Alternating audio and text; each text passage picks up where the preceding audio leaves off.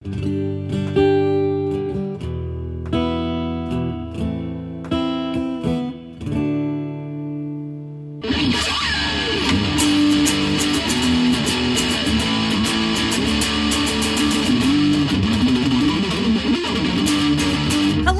this is That Talking Podcast. I'm JJ Starr. And I'm Downtown Andy. Welcome, welcome. We're here to talk and bring some civil discourse to an otherwise discordant world. I'm tired. How you?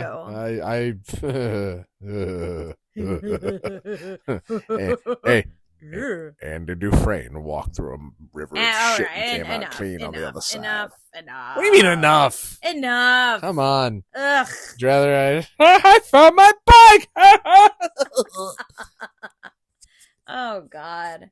But yeah, it's been a long one. This feels like it's been a long day. Tomorrow's gonna be even more. It's gonna be an even longer day tomorrow because it's gonna be so boring. Remember, this is a week later. Yeah. See, every once in a while, we like to knock out a couple episodes in the same day. You know, because if we're on a roll, we just keep them going. In real life, in the existence of me, that tomorrow, from the time of recording this, it's going to be so boring. Welcome to my job. Well, we'll get into it. We got 3 rules. 1, 2, 3. No judgment, nothing personal. Don't be a dick. Do not be a dick. So what did you want to talk about? What did I want to talk about? This is something that we've actually been talking about making an episode for quite some time now. Okay. I am going to give you the floor. Oh, God. And you are going to have free reign to ask me anything and everything you want about what's in this box.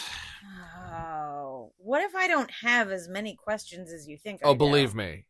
Honey, Because we have a podcast. I... We could talk ad nauseum. I'm telling you that I don't think I have as many questions as you want to believe I have. I think because what tends to happen is I will ask you a question and you will go off for 45 minutes. All right, I will try to keep it short and sweet, but for now, we should let them know what's in the box for Pee-wee. It's a box of guns. It is a box of guns.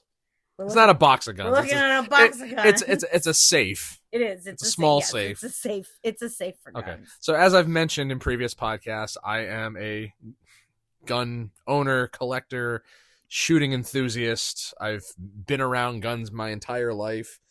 I have many family that have been around guns their entire lives. My family used to own a shooting range in the town that we live in. I'm getting asked a lot of questions also from people who... You're getting asked a lot of I'm questions. getting asked a lot of questions from people who are interested in getting their permits and stuff like that. And I've been getting asked by people who recently I never thought would ever go that route because historically gun ownership and politics seem to go hand in hand. There's a very unfortunate assumption amongst people that in order to be a gun owner, you have to like lean right. And vice versa. And that's not the case. I know plenty of Democrats who own guns legally, you know? Yeah. They're also the ones who go to me and be like, oh, come on, you must have owned some illegal guns. It's like, no. All right. What do you want to tell me? Anything you want, okay? I don't know what I want. You said to me once that you didn't want me to answer a question by trying to make you, not necessarily make you by making you look stupid, but you suggested bringing a friend onto the podcast to talk about this particular subject. And that's when I said, I don't want to be in that conversation because I don't want to be the odd man out who ends up being made to look foolish. Well, said friend is, fellow gun enthusiast, so. Okay. Then why don't you and he talk about it? Because I haven't been invited onto his podcast yet. I've never really felt one way or the other when it comes to guns. Have I ever insisted that you learn? Have you insisted? I mean, like if I said to you, like, me to the shooting range for the first time ever on our honeymoon. Because you were curious, right? You brought me. You said one day on our honeymoon, you want to go shooting and you want me to go with you. Well, and yeah, I just wanted to go shooting. And I said, okay. You said it's our honeymoon. We could do whatever we want. Yeah. I felt like getting some practice. And that's fine. And aside from the fact that a shell jumped down my shirt. Which tends to happen. Which was very painful. Some women got to learn the hard way. You know, I mean, other than that, like, I mean, I had a good time. I did a good job. You told me I did a good job. Yeah, a lot of women do very well their first time and subsequent times after. I think that it is important for people to understand certain things, and because there's a lot of misinformation going around. Yeah. And I think that that's one of those things, like, you know, I mean, you know, everybody's been saying for decades that, you know, like, guns don't kill people, people kill people. And, you know, it's like, yes, like, that's just it. Well, people do kill people, and they just happen to use a gun to do it. It's an inanimate object. Exactly. I mean, I mean, Colonel Mustard could have used a candlestick. So, you know, I mean, the guns in this safe have been loaded for a very, very long time and been right here throughout every episode of this podcast. So have they gone off? No, I don't think guns do that, right? No, but some people believe that they do. Some people believe that just because a gun is loaded and stored somewhere that, you know, you could just like tap it and it'll fucking explode. What sort of faultiness would that take?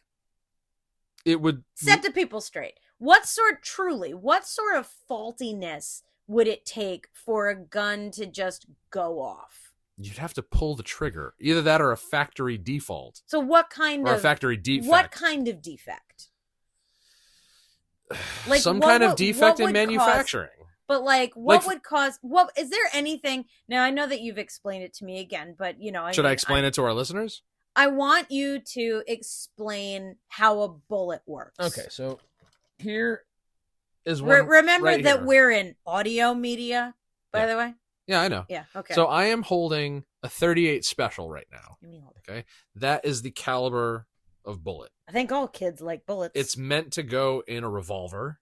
Okay. Not a semi-automatic. Okay. Okay. Now, for those who don't know, the difference between a semi-automatic and a fully automatic is semi, you pull the trigger once, one bullet comes out. Fully auto, you pull the trigger once, several bullets come out. Jag 38 Special. So you have the casing, you have the bullet, you have the primer, and you have the powder inside. That's it. When the firing pin of a gun strikes the primer, it ignites the powder and propels the bullet out forward. How does it ignite the powder? Because the friction. Is there some sort of flint or anything? There is. Yeah. Okay. So the friction between the primer getting struck, it basically combusts with the powder to propel the bullet down the barrel. So just the heat of the striking? Yes. Interesting. And the more powder charge within the casing, the higher the velocity. And that is what determines the caliber? No, that is what determines the velocity. The caliber is determined by the size of the bullet head itself. So the caliber is the size of the bullet head itself. Right. But can the same... And I'm going to sound like a moron to some people probably, but I'm just going to ask... I'm going to ask the dumb questions. Go for it. So, are there bullets that are the same caliber but have different velocities? Do they have... Absolutely. So there are shells that have more powder in them? More or less, yeah. How does that work? It all depends on the manufacturing and what it's intended for. Okay. Because guns are like everything else that you have ultimate choice with. Cars, you know, like you can get down to 1,000,001 specifics. Like guns are just like everything else. You can customize every bit of them. You can tweak every bit of them. There are so many calibers out there, which I was once told that have no real functionality or real like specific purpose other than it was just somebody's brilliant idea to be like, oh, let's try making one in this measurement instead. Just so we can, like, you know, corner the market on it. Okay. Are there guns that are there bullets out there that a gun doesn't exist to fire it? That a gun doesn't. There are bullets out there that are far more uncommon than the ones you see in Walmart. But a weapon has existed at some point to fire them. Right. Okay. I mean, think about 250, 300 years ago, we were shooting lead balls out of muskets. Muskies. They obviously had to be small enough to fit inside the barrel. Right. But as far as modern guns, and I'm not a big long gun guy. Yeah. I like pistols. Mm-hmm. And again, I don't go out. You've seen how frequently I've bought new guns. I don't shoot nearly as much as I used to because I know that if I go to the range right now and get some practice in, I can hit center mass. You've bought one pistol since we've gotten together. Yeah. Yeah. I bought one right before we got together, and I bought one since we've been together. So that's Are guns expensive? Oh yeah. Yeah. It can be. Okay. What would be an inexpensive handgun?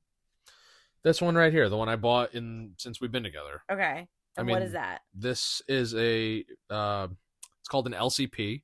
Okay. It's made by Ruger. We are not a sponsor. Not a sponsor. It shoots a caliber called .380. Okay. And this thing is basically the size of a wallet. Yes. Okay. I bought it for its convenience. Mm-hmm. It's not a particularly accurate gun, but again, I bought it for convenience. Mm-hmm. There are days where I really don't feel like strapping a holster to my hip and having that weigh me down or having that, be a challenge getting in and out of car seats and things like that. Right. So this I can literally just put in my back pocket. Right. Inside its holster.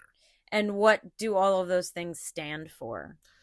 LCP, you said? LCP is the model. What does it stand for something? Light compact pistol, I think. Ah, okay. I could be wrong. Again, if I am mistaken about anything that I say in this episode and somebody wants to correct me, as I've said in many past episodes, please correct me. Go to our website at thattalkingpodcast.buzzsprout.com and send Andy a text message. I have been out of the firearm business for 7 years now, so I'm rusty.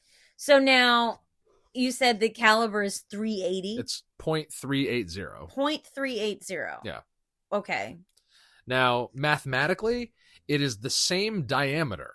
Yeah. As a 9mm, as a .38 Special, as a .357 Magnum. I mean, isn't that what the .38 and .38 Special is? The .38? Okay, this is where I'm not up on my specifics. It's the measurement in, I don't know if it's millimeters or hundredths or whatever, but it is the measure. It's some measurement having to do with one of the dimensions in that bullet. Okay. Yeah. Whether it's the length or the bullet head or whatever it is, that's the caliber. They call it .380 because it pertains to a measurement of having something to do with that particular one. Okay. What I'm saying to you is that if you measure it out, though, it shares the same diameter, the shell, the casing, as a 9mm, which everybody's heard of, a .38 Special, and a .357 Magnum. What separates them is the bullet head, the length of the shell, and the amount of powder inside, and what kind of primers are used. Okay. Those are all very specific things. Right. Yeah. So there must be an infinite number of variety. Oh yeah. Out there. There are tons of calibers out there that most people have never even heard of. Yeah. Because again, there's just some people out there that want to create a particular caliber or create a particular firearm to shoot said caliber. And again, they corner the market on it. And if it gains traction, it's just like anything else that gets sold. It's like, oh, well, this became popular because of this feature or that function. And, now we have something that we can copyright, patent, whatever. Now, when you and I went shooting, which only happened the one time, and we've talked about going back, but for some reason we haven't. Now, every time that I have mentioned it to you, you have always said something along the lines of, I mean, if you really want to, I don't need to go shooting. I don't. Now, you have mentioned being a shooting enthusiast. Why don't you want to? So, as I've said, my family owned an indoor range for 8.5 years.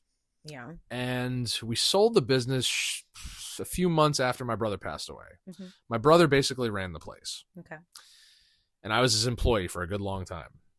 When he died and we sold the business, it wasn't as much fun because at least when we had the store, I could go out there and practice anytime I felt like it. Mm-hmm. I could go on my off days. I could practice while at work. Right. You know, it lost its luster because I can't so readily and freely go in there and just practice. I don't have my brother around to compete against, to, you know, talk shop about it with. I couldn't convince my dad to keep the business. Yeah. He stood to make too much money off the sale to turn it down. So, I mean, I've sporadically gone back to practice, but again, I know that I can hit a paper target at 25 feet in the center anytime I want. Yeah. You know, I've never been super competitive, so I don't need to be able to hit the bullseye at 50 feet one-handed, you know, with one eye closed and one arm behind my back or anything like that. I know there's people that do that. There's a thing called race guns. Okay. And it's basically a shooting enthusiast's equivalent to a stock car. There are guys that will trick the fuck out of their pistols with all sorts of bells and whistles to make them way more proficient. Oh, yeah? Oh, yeah. And they'll spend money. Like, if you were to go, back when like Walmart and Kmart and places like that were still selling guns, if you were to walk into one of those places, you'd probably see maybe only a couple of brand names. Winchester, Colt, Remington, Ruger, whatever. Okay? The ones that everyone has heard of. The big ones. Yeah. Okay. The kinds of guns these guys shoot, these are all brands you've probably never, or even most of your gun enthusiasts never would have heard of. Yeah. Okay. Because they are for the ultra wealthy.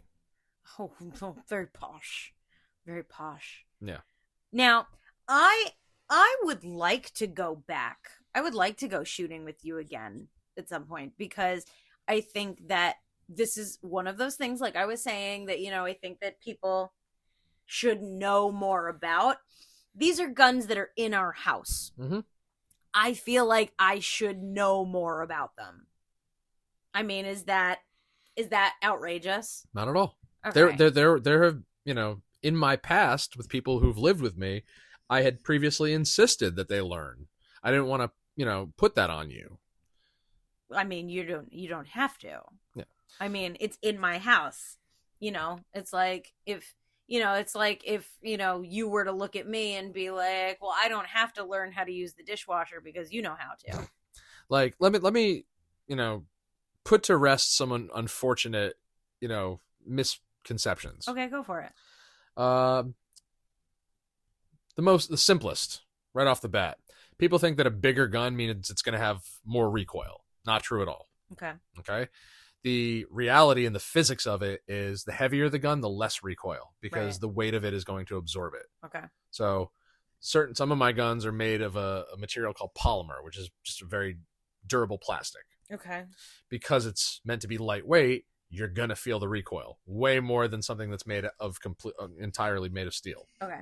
Okay. Yes. What other misconceptions can I think of off the top of my head? Well, we already did the politics one. And if you have any questions, please feel free to shout them out.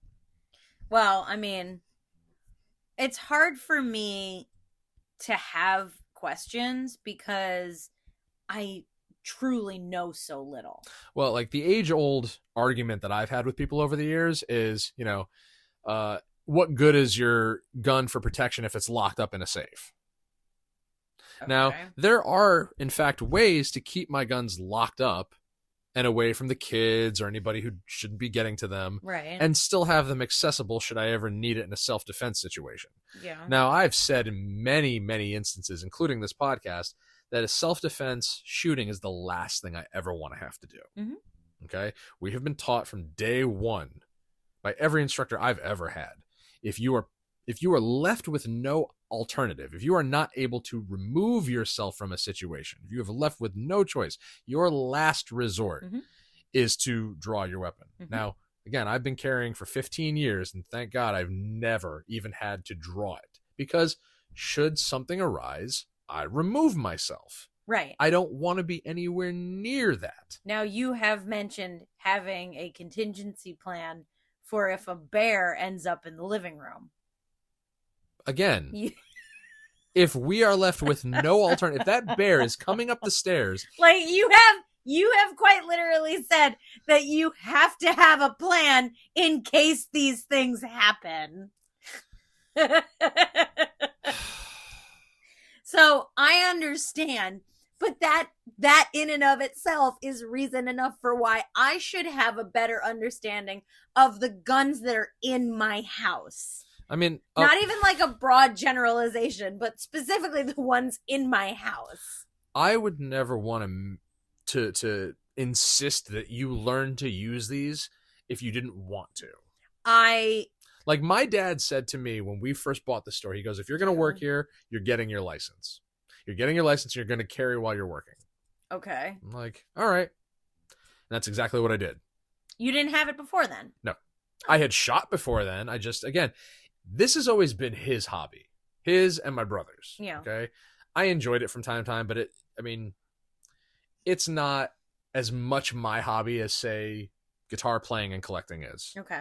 I have way more guitars than I do guns. Yes. Okay. I still enjoy shooting from time to time, but my thrill, both while we still had the store and even now, more so comes from teaching people to do it. Okay. And I typically always wait for somebody, because it used to happen all the time when we had the store. My friends who'd found out we had it would come up to me and say, oh, I'd love to try that sometime. Or can you teach me to do it? And I'd happily oblige, because I love being able to give them that experience. Because this is one of those things that, had I not had family that was well versed in this, I wouldn't know where to start. I wouldn't know who to talk to. I wouldn't know if I was even allowed to. I wouldn't know what process to go through about getting licenses and things like that. Yeah. And there's another misconception right there. People think that, because gun laws are laxed in certain states, that they're laxed everywhere. Connecticut and New York have some of the strictest gun laws in the country. Yeah. Just go and try and buy one without a license and you'll see it for yourself. Yeah. We were talking about this the other day because you work in the marijuana industry. I do. And in my time working at the store, they had changed the federal purchasing form to include a question about medical marijuana. Yes. Now, previously, the question was something to the effect of, are you currently on any sort of illegal narcotics or drugs of any kind or whatever it was? And if you answered yes, then they immediately disqualify you. But now the question has been amended to include medical marijuana card. Legally, at least in Connecticut, you cannot have both. Now, you can use your gun license as a form of ID to get your state medical marijuana card. But here's the thing, and I'm not advocating for this, unless you lie on that federal form when trying to make a purchase, and then you're subject to all sorts of legal proceedings, they're going to have to, whoever you're buying from is going to have to disqualify you. Now, I have been very adamant about that point because you told me that, and every time someone asks me, because that's the question I get more than anything, is how do I have both? And I have been very adamant to say that the regulations say that you cannot purchase if you have a medical marijuana card. But now, if you, I mean, just throwing it out there and not trying to make suggestions to anybody, but like, if you were to go for your pistol permit, get cleared, get licensed, right? And then purchase a handgun or two or whatever and everything, and then go get your medical marijuana card. If you never make another purchase of a handgun again, there's actually nothing that they can do about it. Like, at that point, no one would be, I mean, I don't want to say no one would be the wiser, but like, no one, the state is not going to come knocking on your door. Yeah, the state is not going to be like, you're not supposed to do that. The running joke for the longest time was that the state kept such terrible track of their own paperwork that, I mean, I shit you not, towards the end of our owning the store, I got phone calls from the Department of Environment. What is it? DESPP, Department of Environmental Services and Private Protection, something like, whatever it is. Okay. The guys who we have to submit paperwork to. Yeah. Every time there's a transaction, they have to have a record of every changing of hands for every deal, okay, especially now, they would call us asking for paperwork because they couldn't find their own. Yeah. And that's just it. Part of the official sale process, okay? Now with the way the laws have changed, you have to go through a dealer. There is no person-to-person transfer in Connecticut anymore. Right. Okay? Take that to those who think that, it's easy up here. Take that to the bank. Yeah. But when you try to make a purchase as a licensed, as a licensee, okay, you have to fill out a 4473, which is the federal form. You have to fill out I can't remember the number, but whatever. Then there's a state form, okay? The federal form stays with the seller, with the store, okay? And the state form, one copy goes to the buyer, one stays with the seller, one goes to the local PD of each party. Yeah. The buyer and the seller, same town, then just goes to one PD, and then one goes to the state police. There has to be a well-documented record of even if you are gifting a pistol. Now, that's another thing that comes up all the time. How do we gift firearms to people? Yeah. It's allowed, but you have to do it between people with licenses. You have to do it between people with licenses, but you don't have to record. But you don't have to have your license to own a weapon. No. You just have to have your license to carry it. The license that you obtain is for purchasing and transporting. Purchasing and transporting. So, for example, if I pass away right now, and you, who doesn't have a license, okay, you can still possess these weapons in this house. On my property. You just cannot legally transport them out of the house. And if you get caught, that's a whole world of shit you don't want to be in. Right. Okay. Right. But you can legally keep them here for self-defense. Right. So now, if someone and if you were, so let's say that you were to gift one of your guns to somebody else, to another licensee. No, not to someone who has a carry permit. Just to someone over the age of 21, and they're going to just keep it on their property. You can do that?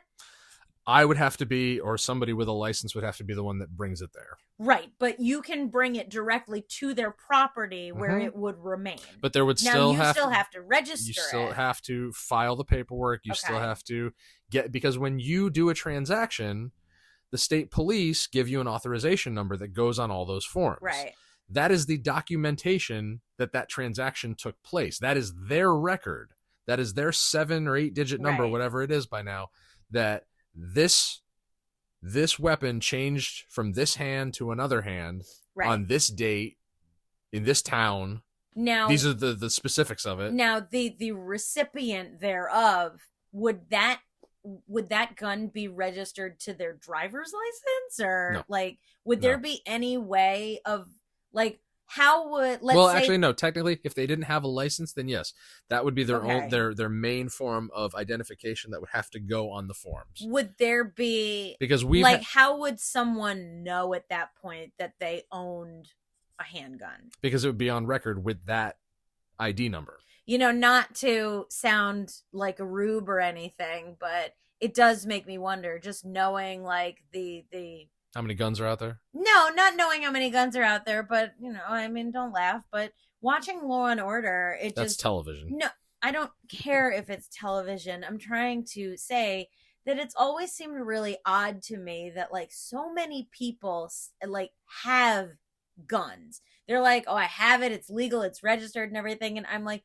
all of these people have guns. Now, none of them carry them anywhere. But a lot of them seem to own them. And I'm just wondering, do you think that is the case in a lot of situations? Do you think, more people own guns than, that are reported? People are so worried about, carry and everything. But, nobody wants to talk about the people who just have guns in their house. Do you have any idea how many widows have no idea how to dispose of their deceased husband's weapons? But not even that. No, that's the biggest one. Well, I'm sure, but my point was the idea of people possessing weapons, even legally. Not just, like, oh, I have, this unregistered gun and everything in my house. Like, people who actually like legally go about obtaining weapons to keep in their homes and everything.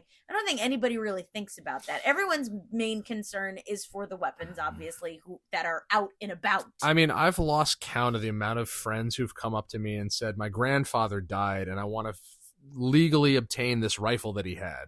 Yeah. Or, my friend's mother lost her husband or whatever, and he's got all these guns and doesn't know what to do with them. And, in some instances, you can call the police. They'll come and take them.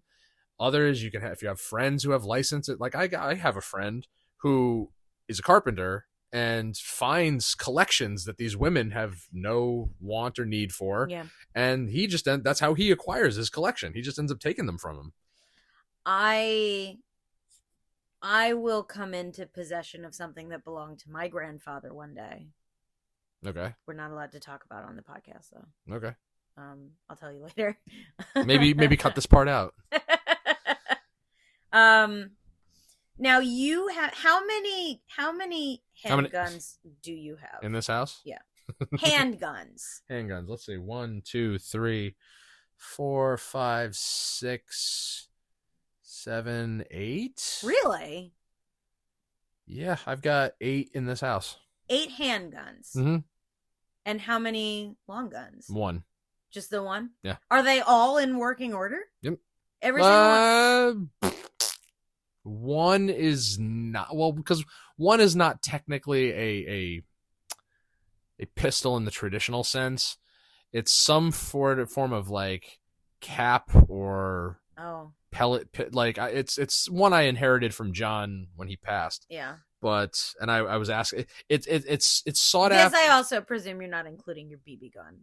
No. Okay. It's sought after in the sense that it was made by a gun manufacturer, but it doesn't fire traditional bullets. Okay. I took it because, since it didn't have to be registered, and it just looks nice. Yeah. So. That's ain't nothing wrong with that. It's not really worth all that much. Now, I don't see you very often maintaining these guns. Now, you carry regularly. But I have not witnessed you in a long time actually like maintaining them. Because I only clean them when I shoot them. Okay. Now, is that standard? I was taught that you should clean them after every time you use them. I know plenty of people who will go several outings without cleaning them. But if you're not shooting it, how often should you clean it? I mean, if you're not shooting it, it's been recommended that, you run a bore snake through it, which is basically just a long, like, cotton, like a pipe cleaner? Basically, yeah. To clear the dust and whatnot out of it. But again, I know people who will go several hundred, sometimes thousands of rounds without cleaning it because they don't think they should have to. And my philosophy comes from a time where I didn't have a lot of money, or I wasn't making a lot of money at the jobs that I had to be able to maintain them more regularly. Is it expensive? It can be, but like because the thing is, my thought process was, I don't want to spend X amount of dollars on ammo, and I also don't want to blow through so much ammo in any one outing. Yeah. Like, I know guys who'll put 200-300 rounds through their guns at a time. Jesus. I typically don't shoot more than 50 at a time. Sometimes, most of the time, I don't even shoot that much. How many bullets come in a box? 50. 50 bullets come in a box? 50 bullets. Really? Yes. Oh. Most boxes. Sometimes you get boxes of 100, but most of the time it's boxes of 50. Okay. I was telling you the other night, there always seems to be some sort of ammo shortage. So ammo is not always the easiest to come by. You now need a license even to purchase ammo. Really? Oh, yeah. They put that law in. Oh, God, it's been years. I don't even remember when that changed. Yeah, because too many kids could just go into Walmart and just buy whatever they wanted. So you need a license to buy ammo. You either need your gun permit or you need an ammo certificate. Yeah. How do you get an ammo certificate? Same way you get a gun license. You have to be a certain age. You have to pass the background check. You have to get the qualifications. Like, it's just one more hurdle to jump over in order to not let people make dumb mistakes. So is that what you would get if you like owned a gun, but you didn't carry it? Well, back in the, like, you still have a lot of people out there that just like to go out on their property, ones who have enough acreage, just to target shoot, just to shoot at you know, at berms or at cans or whatever, like just to, you know, target practice for fun, or who go out on their property hunting.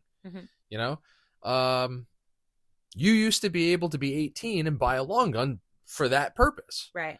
And those 18-year-olds who didn't have licenses would go through what they call a 2-week waiting period, where they do your background check. And if nothing comes up within 2 weeks, you can be sold a rifle.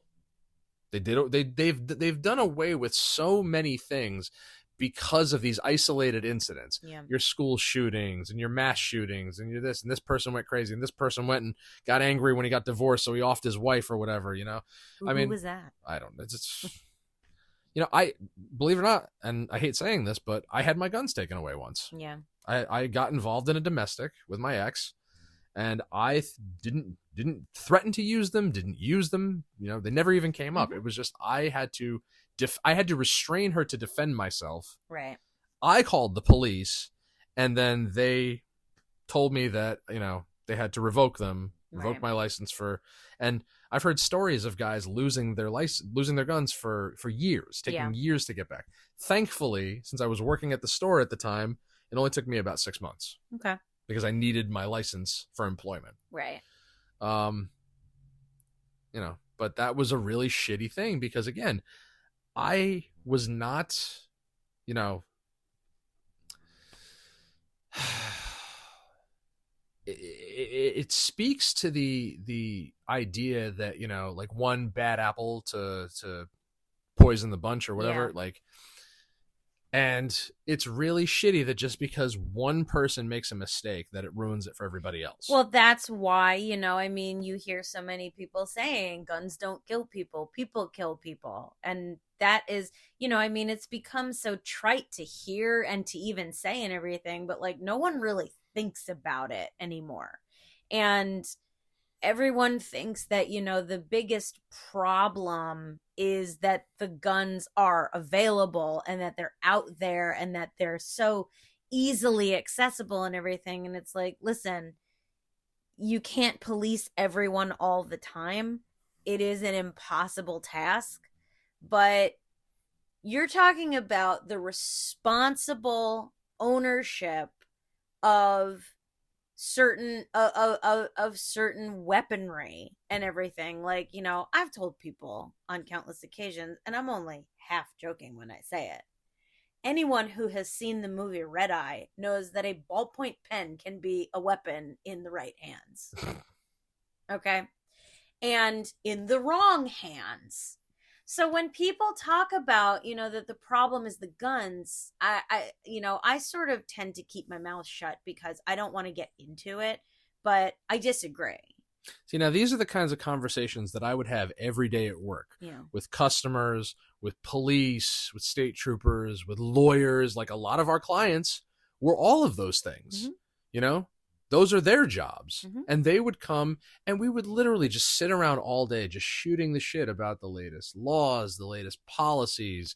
You know, this thing happened, that thing happened. Talk about guns, talk about collections, talk about, you know, movies with guns. You know, there's, you know how there's IMDb? There's an IMDb for guns used in film.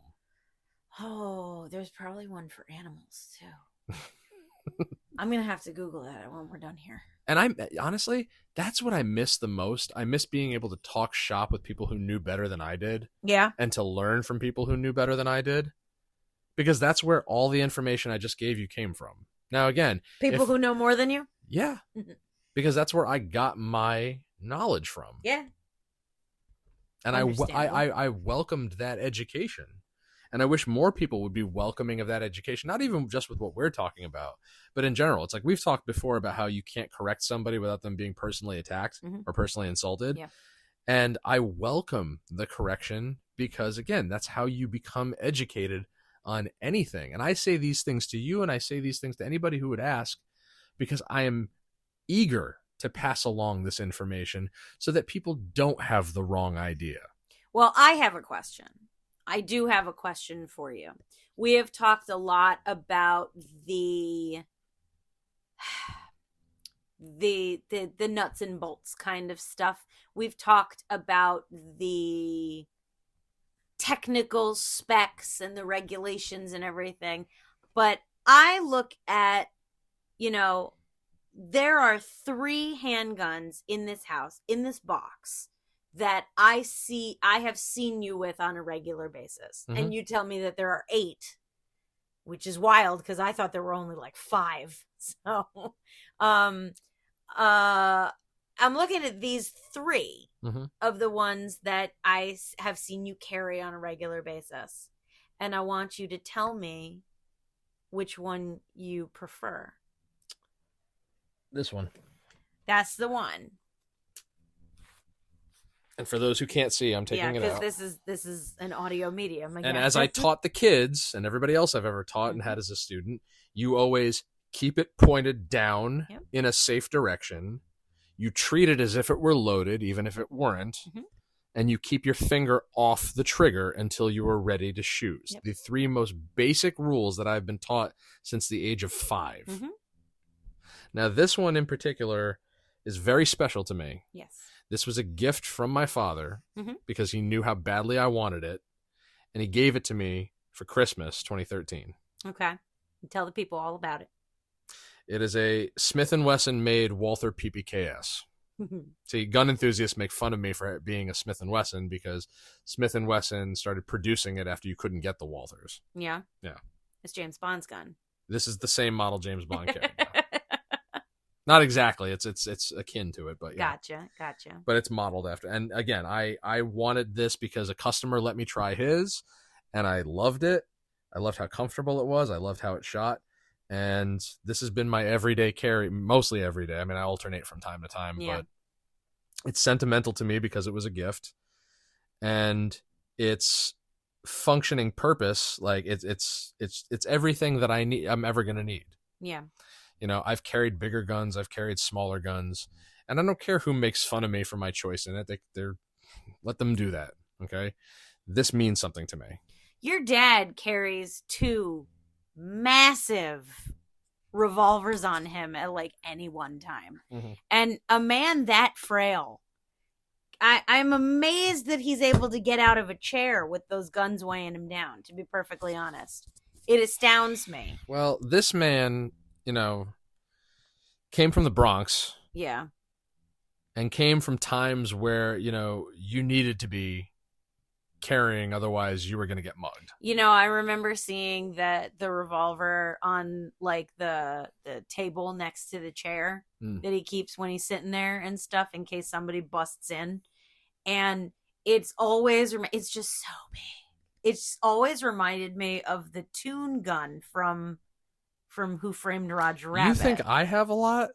You haven't seen what's in his safe. I am well aware of the estimated number of weapons that you will have to deal with when his time comes. Which I'm very much not looking forward to. Yeah, it's going to be a lot of But paperwork. See, I can't take it away from him. I can't. Yeah. If he were to ever become a danger to himself, that's one thing. Or but I mean, at the state that he's in now, that is his best shot at self-defense. Sure. His reaction time is not what it once was. No. His physical strength is not what it once was. No. Should he ever be mugged, that is how he protects himself. Mm-hmm. And not to mention the fact that a great many of the guns in his house and in his safe are collectible and or sentimental. And who am I to deprive him of that? No, I would never suggest it. No, I think if we're going to take anything away from your dad, it should be his driver's license. Because replace it with a medical marijuana card. The man literally can't back out of his garage without having an accident. All right, come on. Well, not every time. Boy, am I glad he doesn't listen to this. Oh, well, I know that this is never going to be the end of it, because we're always going to be talking about this. You're always going to have new things to teach me and things to reiterate and everything like that. And I know that I'm not alone there. I know that you enjoy passing this information on to people who you think should have it, or, you know, people who do want to have it. And contrary to, you know, whatever popular or unpopular belief there is that the fact of the matter is that people should have this information. There's no reason that we all can't be more responsible with things like this. And that's the key point, is responsibility. Like, this is one of the more serious topics that, you know, this falls under. Yeah. But more so now than ever before, people are laxed when it comes to responsibility. Yes. And I'm proud to say that from the age of 5, my father put the fear of God in us when it came to dealing with this, because you are dealing with something that can seriously injure or kill another person. Yeah. And that's not something to mess around with. No, absolutely not. I can't tell you how many times while working that job that I dealt with people who were wildly irresponsible, and I had to throw several people out. Yeah. You know, I mean, I don't know if I ever explained what sweeping is to you, but it's when you go from your station to the back bench where you go to put your stuff away, and if you're not holding it in a safe direction when you pivot your body. Yeah. Okay. So just walking back there, I've been swept many times. Yeah. I've had loaded guns pointed at me more times than I care to remember. Yeah. And it's those behaviors that need correction. Yes. It's those people that need to be taught. You said it yourself. We can't police everybody. Mm-hmm. But if we start from the beginning and we give people the right information. Yeah. That's the key. That's going to be the most important. And I think it's also I think it's also important to not lead with the idea of terror and or fear. Is that everyone wants, knowledge is power, right? You know, when people need surgery, doctors will explain the process, the procedure, the instruments, and everything, because to an extent, you can sort of abate a lot of worry by understanding more about what you're going to be facing. Now, some people that may, induce anxiety, but in others it can quell it. And I think that this is another thing, that the more knowledge you have of a subject like this and of, these instruments and everything like that, I think that the more information you have, the more correct and unbiased information you have about what they really are and how they're regulated and everything like that, I think that takes away a lot of the power in the fear mongering. My personal opinion, and that's all it is. It's not fact. It's my opinion, and I want to be clear on that. Yeah, that's what we deal in. Yeah. We don't need more laws. We need the laws on the books to be enforced. Amen. I agree. Now, was I happy about my guns being taken away that one time? No, but those cops were doing their job, and that's what they should have been doing from the beginning. Yes. Yes. I think I didn't that I'm sorry. I think that is I didn't expect special treatment just because of my predicament or because of my position. Right. And you didn't get it. I think I would be more concerned had they not done their jobs. Well, I mean, that's like, when we've had like something in our pocket or something like that and go through a metal detector that doesn't go off. That's a concerning point for me. Well, as you said, we could go on. We could go on. And I guarantee it's, there's plenty for every person out there that would want to hear more about this topic. There's just as many, if not more, people that want to debate me on it. And probably tell you don't know what you're talking about. You don't get it. I think you get it plenty. I think that plenty of people do get it, and because the people who would debate me are not the ones who are going to ask me to take them shooting. Well, we can go again. And I happily took a lot of people I disagree with politically shooting for their first time. And most of those people still proudly hang their first target in their homes. Mine is hanging in my office right now from our honeymoon. But when it comes down to that, politics have nothing to do with it. No, it doesn't. This is an experience that I try to gift to somebody to allow them to enjoy and experience something like this for the first time, in the hopes that they will come back and they will choose to engage in it again because it's something that they enjoy. Yeah. This doesn't have to be political. No, it doesn't. All it has to be is, do you like this enough to do it again? Mm-hmm. That's all I could ask for. And will you be responsible? Mm-hmm. Because those are the two most important things, I think, and that's just my personal Because opinion. As long as somebody is responsible in what they do pertaining to this topic, mm-hmm. then it won't ruin it for anybody else. Yeah. I think the loud licks of a dog in the corner right now are signaling that it's probably time for us to wrap this one up. She's Imagine so if we could just get a ticking clock with that sound. Oh my God, seriously, just Well, this was a good one. This was very good. This was very deep and informative, and I appreciate you taking the time to let me act a fool, I guess. This is one of those things where I know that you don't look at me like I'm an idiot, but I mean, I think that this should tell plenty of people out there, that I'm not an idiot, that you're not an idiot, first of all, but also that it's okay to ask stupid questions. Absolutely. Because you need the answers to them. So it's okay to ask stupid questions. Period. It's okay to ask questions, period. Yes. Because that's how you learn. Exactly. And that's something else that's been drilled into me since birth. Well, this was a good one. Thank you for spearheading that one. And thank you out there in podcast land for listening to that talking podcast. I'm going to forego the plugs with this one, and I'm just going to say I want to thank my father and my brother for some of the best years of my life. Because it truly was, and I miss it every day. Well, that's very kind of you to put out there. Mm-hmm. And thank you for our theme song. Thank you. Thank me? Thank you. You'll see how much I thank you in a few weeks. Yeah, I still don't know what you're talking about. Good. It's odd. Is this my anniversary present? I'm not saying anything. Ah! All right. Well, that's a full lid. Find us on social media, DT Andy and JJ Star with 2 R's.